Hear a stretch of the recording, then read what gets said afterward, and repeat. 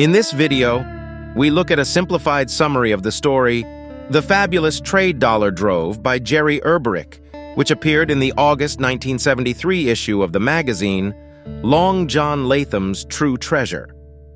Nearly a century had passed since the tragic sinking of the American steamship Japan. However, the ship's unique cargo had made her immortal in the stories shared over the years. Whenever tales of treasure were whispered, the legend of the Japan was among the first to be recounted. It was December 17th, 1875, when Captain George Bradbury witnessed the afternoon sun vanish behind ominous billowing clouds on the western horizon. The last rays of yellow light reflected concern on his face. The Japan, a vessel weighing 4,350 gross tons, had been making impressive progress across the treacherous South China Sea. But with the strengthening southwestern winds, Captain Bradbury knew that the passengers were in for a tumultuous night, and reaching port would be an arduous task. He promptly instructed his steward to inform the passengers to remain below deck. The boatswain, accompanied by two able-bodied seamen, was given the task of inspecting and securing the cargo. The ship's hold housed machinery, barrels of liquor, and boxes of general merchandise. However, the most extraordinary cargo was locked away in the strong room, 1,500,000 newly minted American trade dollars. The men's primary concern lay with the massive machinery within the hold. If any part of it were to break loose amidst the stormy seas, it could easily rupture a bulkhead, sending them all to a watery grave. The hold, especially on this stormy night, was a somber place. The howling wind above and the thunderous crash of waves nearby hastened their efforts to secure the cargo. Suddenly, the boatswain paused, raising the yellow light of his lantern against the darkness. He sniffed the stagnant air. "There's a broken liquor barrel somewhere!" he shouted. The others also caught the pungent scent and began searching. They discovered a piece of heavy machinery lodged in a liquor barrel. A loose line had allowed the equipment to shift slightly. In the tightly packed hold, even a minor movement of the cargo had caused the barrel to splinter, spilling several gallons of alcohol. The boatswain hung the lantern on an overhead hook. "Fetch some planks to replace this barrel," he yelled, "and tighten the lines securing that machinery."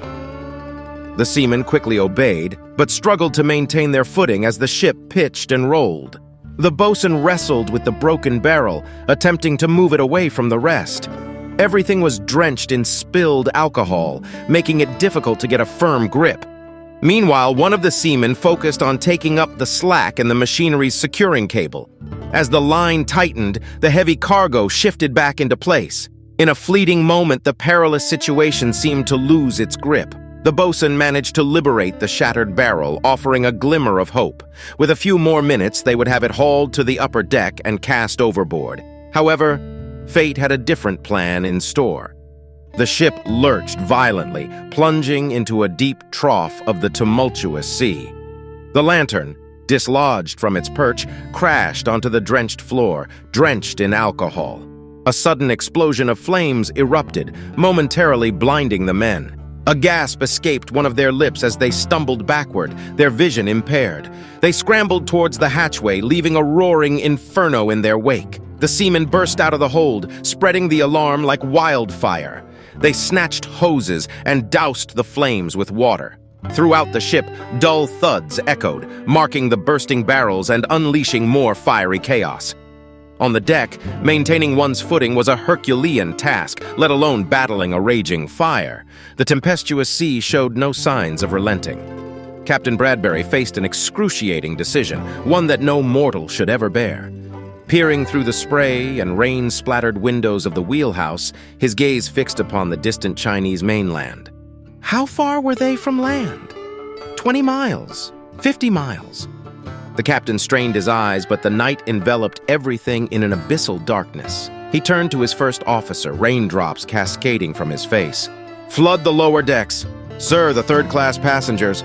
"I am aware." "Sir, you have your orders." It was an act of desperation.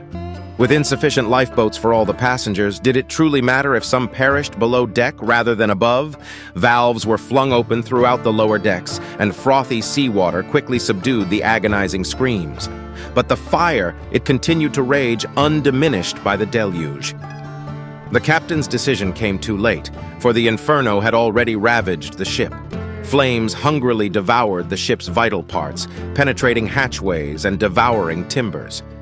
Captain Bradbury watched helplessly as his doomed vessel settled heavily, flooding the lower decks in a desperate attempt to extinguish the fire. He had hoped that this would save the ship, allowing it to be towed to safety after the storm subsided. But his prayers were in vain, as smoke billowed from every opening, carrying sparks into the stormy night. Crewmen fought against the treacherous waves, but most lifeboats were destroyed. Like driftwood, bodies floated around the stricken vessel, a grim sight. As the flames consumed the ship, it became evident that there was no hope left for the crew, and passengers huddled together on the deck as the bow plunged deeper into each monstrous wave. Some cried while others sought solace in prayer. In despair, Captain Bradbury stood on the deck of his doomed ship, the Japan, watching as the flames greedily consumed its vital parts. The lower decks flooded, but it was too little, too late.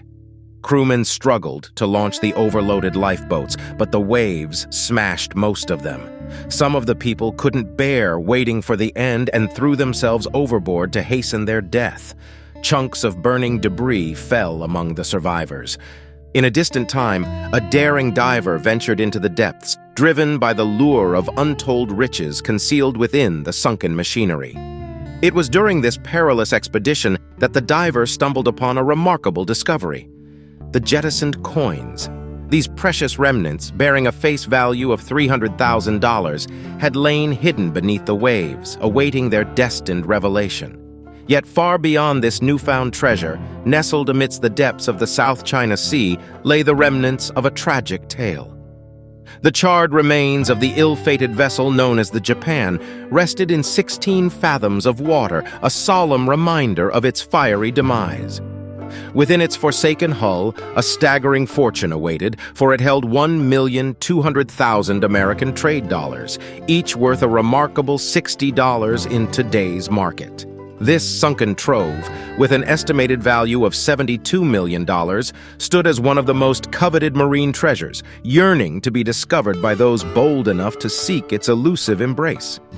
If you're interested in purchasing a copy of this vintage magazine for yourself or as a gift for a friend or loved one, please click the link in the description.